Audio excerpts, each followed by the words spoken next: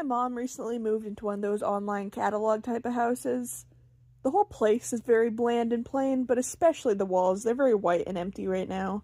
I'm hoping that can add some soul that these houses are known for generally lacking. I'm also going through a bit of a nostalgia phase at the moment, so my plan is to focus on childhood fixations of mine.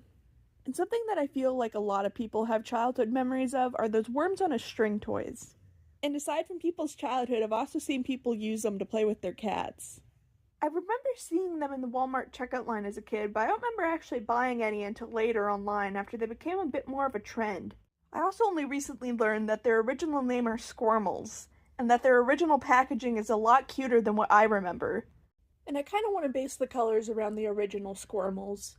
There's a lot of different colors online. I've even seen some striped ones. But those original colors are pink, yellow, orange, blue, green, and purple. First I mark out where I want the lines to be with pencil, and then I could build the body around that. And notice that sound I'm making here.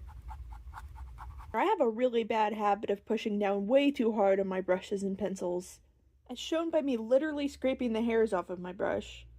I only could really fit 5 instead of the 6 original colors, and I decided to change purple out for blue. And as it turns out, the pencil lines ended up showing really well under the paint.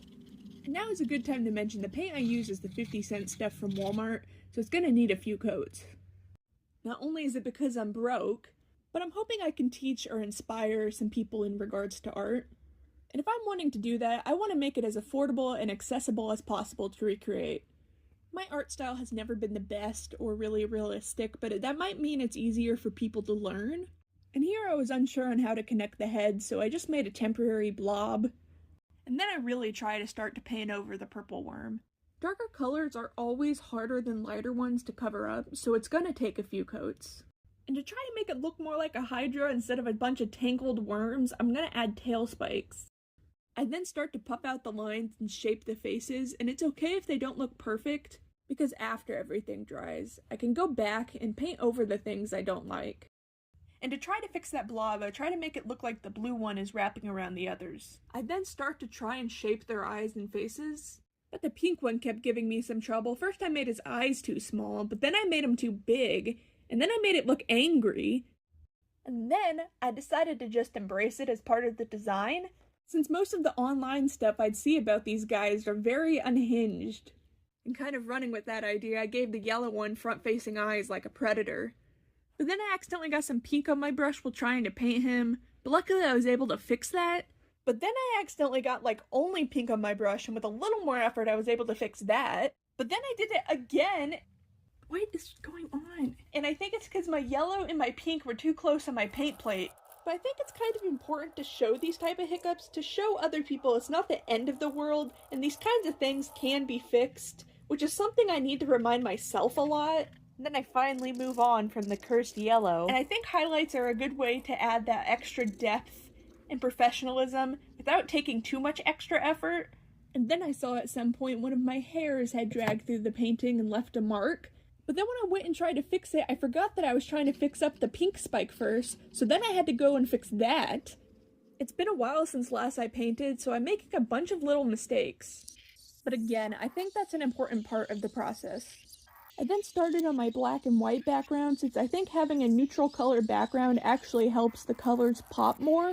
And looking back on the footage, this is definitely the most satisfying thing to see after the fact. But during the process, this was definitely the most annoying and tedious part. And here I decided to give the worm some split string tongues. I also quickly decided to give the green worm 2 eyes. I was originally going to do a side profile, but it just looks like it's missing an eye. And with that background done, I can finally start to shade the worms, and I'm very pleased to have found a way to incorporate the actual string into the design. I just hope that it's clear that that is what they are. I feel like the chaotic energy attached to the worms are similar to the way people view Furbies. Now, I never actually did have one of those, but I did have a light blue fidget. Fijit. Not like a fidget spinner or cube, but like a robot. Also, from at least what I can remember, we also had Zuzu Pets, Hex Bugs, and a baby Penbu.